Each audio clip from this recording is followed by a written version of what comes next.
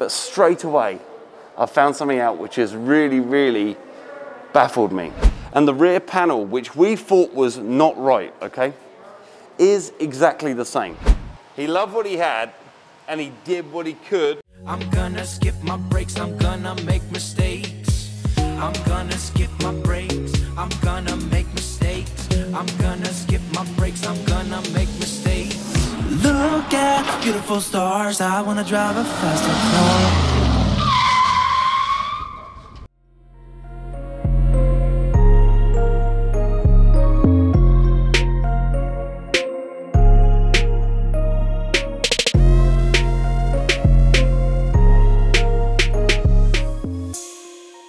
If you hadn't guessed it and you hadn't seen our previous episode, I'll inform you now that I went halfway around the world to take a look at just one of 7 Mark III GT40s ever sold to the public by Ford.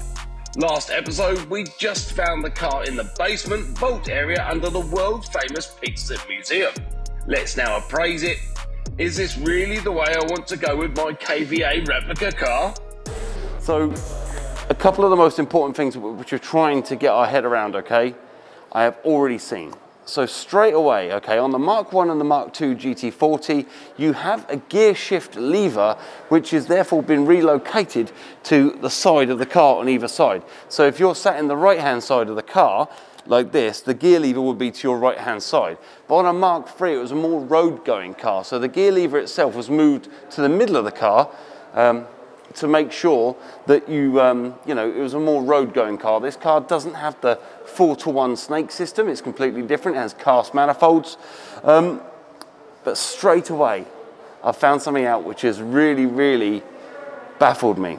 So the steering wheel is off-center to the seat, which we were going to try and perfect on our car, which we assumed would be, you know, we thought we'd turn up and look at this Mark III, and the steering wheel would be in line with the driver's seat.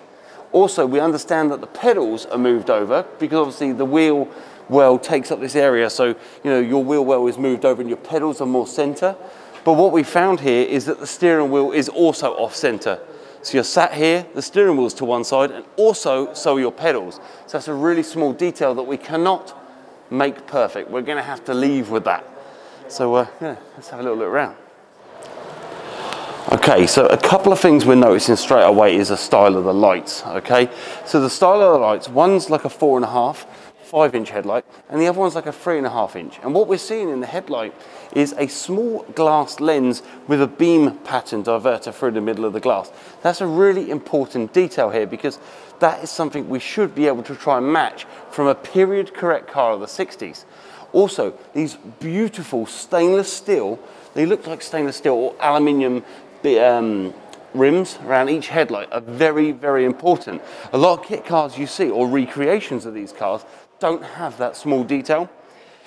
These parts here, they look very aviation, and also these Protex kind of aluminium clasps. Once again, very period correct to a car. Guys, if any of you guys at home recognize these, please put a comment in below. We believe these are console Capri or Anglia that have been turned upside down, including these Ford badges here are also console Capri of that era. This is a Mark III, and this one would have been one of the 7 that they made.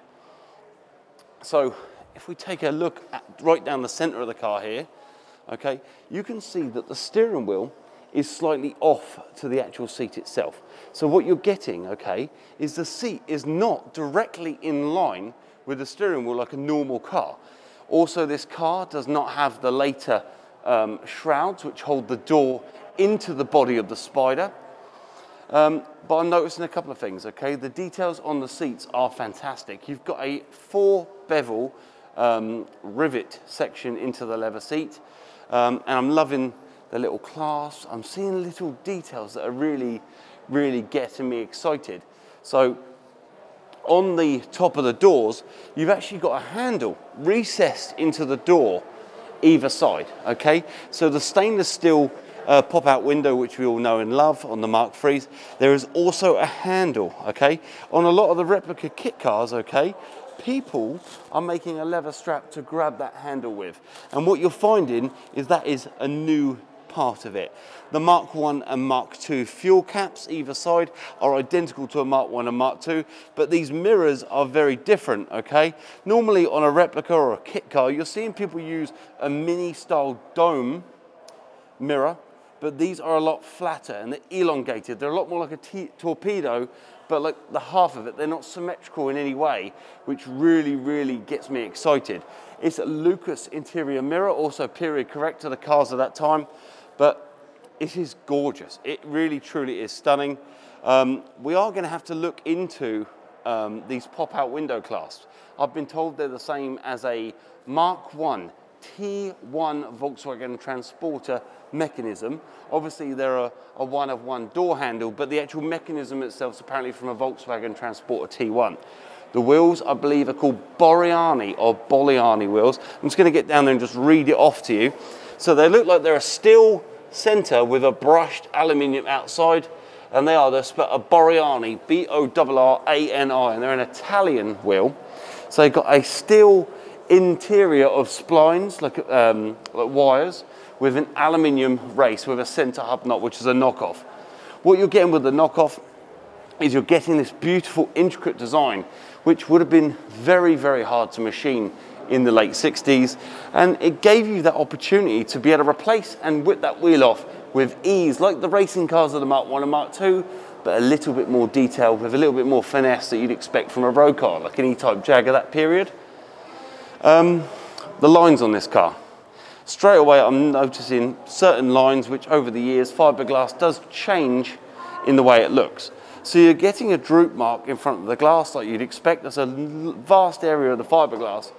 But the actual vent itself was from a Console Capri as well, from the same period. The rear valance also houses the air intake. So the air intake of the engine would go in through the, behind the B-pillar you have two air ducts through the back. But in the middle, you've got an air place which would allow the air to escape as well, the hot air out, get the new air flowing. And that on this car, which is very different to a Mark 1 and Mark 2, is also body colored, which is very, very important. What we're going to do is I'm going to walk around the side of the car and we're going to see if we can get some small details, okay? Because the door handles on a lot of these GT40s are aluminium. What I want to know is, are they aluminium or are they body colored? Are they painted the same car, same color as the car? And a few more little details. So on the Mark III, this light here, once again, also from an Anglia or a Ford of the same period, is also out here, okay? So an IVA would not actually allow you to have that because you're not allowed any areas which would obstruct a tennis ball, and that would. So you'd have to get it for an IVA, we'd have to change the position of that just to get it through the test. So, a couple more details. I'm going to walk around the side here, and we're just going to have a quick look.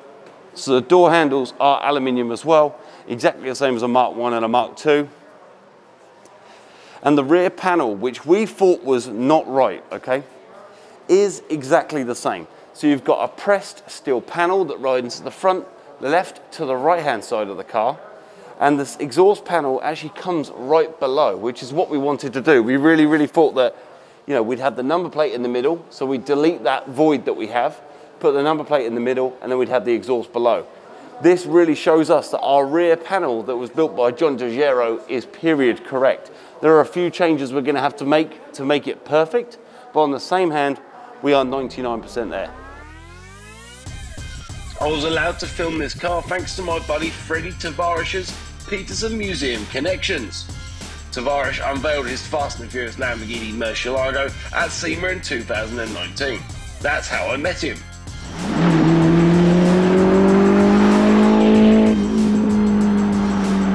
Plus, I modeled my fake Murcielago, which hopefully you've seen in earlier episodes of Make or Break, on this car. So I was itching to see it in the flesh. A couple of you lovely people at home may know that I saved one of these for Tavarish, and we tried very, very hard to get that deal to happen. And the guy was, let me pop this camera down here. The guy was one of these people, right? He loved what he had, and he did what he could, and that's about it. You know, there's people that, like you, you put a car back together to SEMA standard, right? To a point where I'm like looking at small details straight away, and I'm getting excited by just how far you went to make this car look as good as it did. And there's stuff that still isn't perfect. Like the windshield is one that they made for the movie. Yep. So right here, you see, like I had to make this like 3 days before SEMA. So I made this, and it's just like I could have bought one, but it wouldn't have gotten there in time. The windshield, this was made custom for this car because after the movie was completed, they rented this car out to a bunch of shows and stuff. And one of the shows was, I believe, LA's Finest with, I don't know what the actress was. They, some guy fell on this car and smashed the windshield. No way. So they had to install a new one, but they didn't want to buy a new one from Lamborghini, so they just made it. And it doesn't really fit all that well. So the VIN tag, that wouldn't be there, right? No, it would. That would. Yeah, okay. that's where it is. Yeah, that's where. Because your one that I have in Southampton at the moment, I've got a big box that looks like it's been left out in the rain for like 4 years. Yeah, that's got it probably has. Yeah, the guy left it in his backyard, and that's got a real brand new Lamborghini windshield for you for the car, and I just hope it's okay. I don't want to open it. It's one of them. Listen, there's probably rats in there or something. It's fine. But the interior on this is beautiful. Like, absolutely. So we had the guys at E3 Customs go over everything. The seats were made to kind of resemble the Aventador seats. Yeah. But we also got a Audi sort of hexagon stitch. I love that. It's like a 3D. It's not free. It's what's it? CNC stitched. It's gorgeous. Actually, this is all hand stitched. All of this is hand stitched. Yeah, we didn't have any CNC. And it work. looks that good. Yeah. So I mean, they did a really, really good job. We have forged carbon. Yeah, you can put your hand on it, whatever. Sorry. Yeah, we got forged carbon everywhere. And this was before forged carbon was a big thing. Yeah. So. And it's beautiful. Forged carbon, people don't understand the intricacy and how beautiful it looks. It looks like you can put your hand in it. Like some people don't really like it. Some people are like, it looks a little bit like marble. Yeah. But I think it looks great in this car because these cars,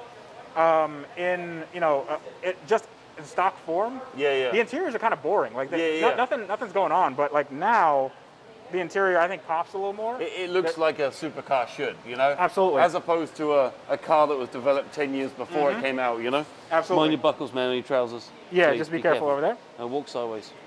Yeah, you're good. I mean, so we're just looking at a whole nother level of paint job here, Yeah. So this paint job is pretty it's pretty unique, and we have a Arancio Argos, which was a launch color for the Lamborghini Aventador. I do repeat this a lot on my videos. Like, you were so lovely to when I made my replica.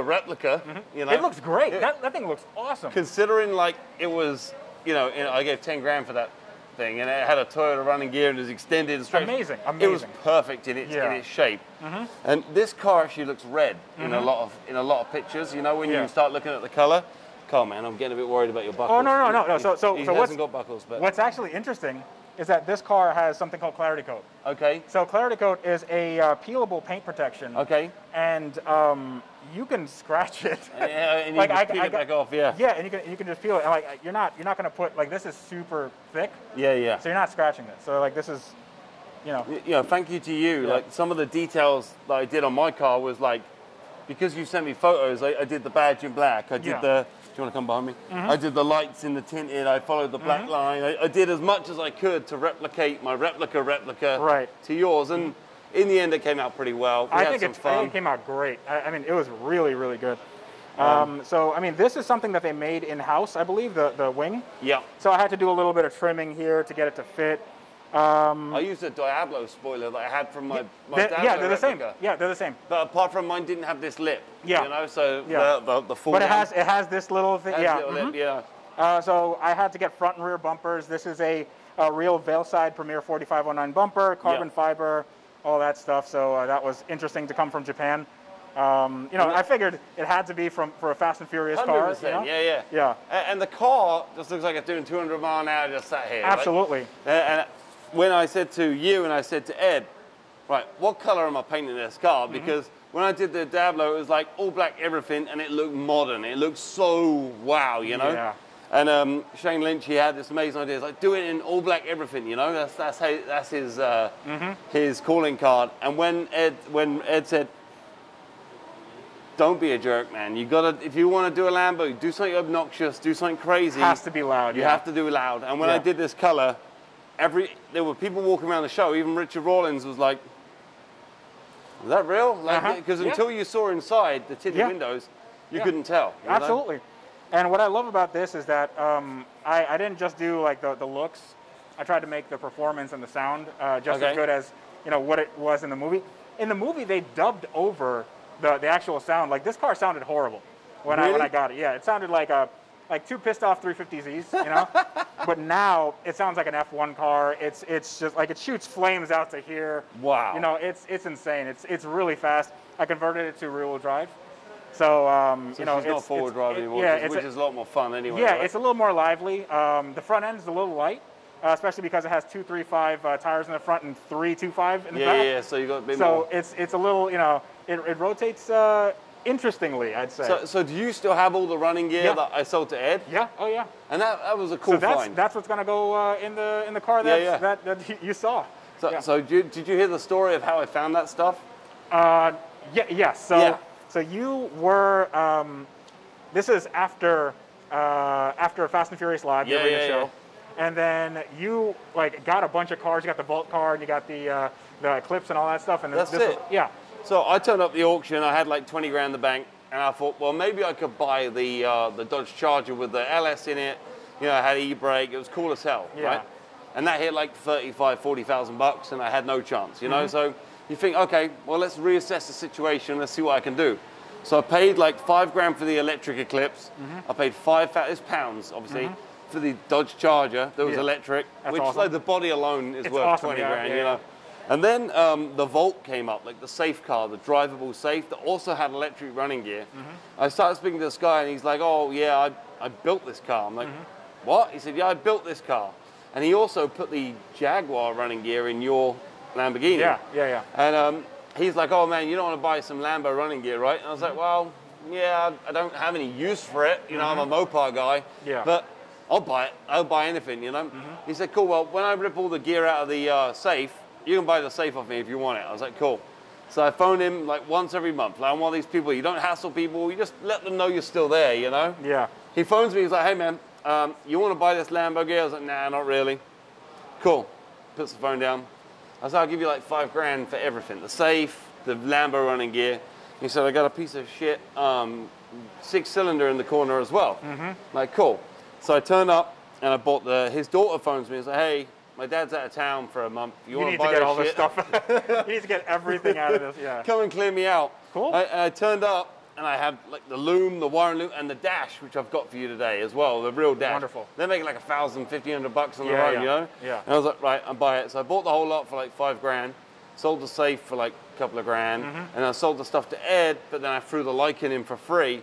But then what I didn't realize is I've got the original Buick, freaking hell, the car that Toretto GNX. Grand National. Wow. I got the running gear from that. Oh, that's awesome. The original 4-speed tranny F, and they threw it in because they thought it was trash. It's a 6-cylinder. Who wants a 6-cylinder, right? Yeah. So now what I want to do is I want to buy a 72 Riviera, and I want to put a GNX running gear in it because they never made a GNX Riviera, which would be quite cool. Cool. So what's the plan with this now? This is going to stay here for a little bit. I want people to appreciate it. I want people to see it. And then I'll bring it home because seeing these two cars, now I think they need to be together. You made it in life when you got 2 of the most beautiful cars in this room to make your heart go, right? Yeah. So, dude, thank you for coming to see my car, man. Appreciate it, man. I appreciate it. Guys, get on the channel. Like, his channel doesn't need any direction. It's like unbelievable. Tavarish and what they're doing with Car Trek and Hoovy and Ed. You're reinventing the wheel, man, But if you guys are watching this and you haven't subscribed to him, definitely go do that right now because I happen to know that most people watching videos aren't subscribed and they just need a little bit of a push. So definitely go do that right now. You had it from him. If you're not doing it, there's a problem with you, man. Thanks for watching. Bye-bye. Quick reminder, hit that subscribe button, the like button, and then the bell button, so you get alerts when we release new episodes, and follow us on social media too for extra stuff and more alerts about videos we're releasing, which at the moment is every Sunday and the odd Wednesday too. Bye for now.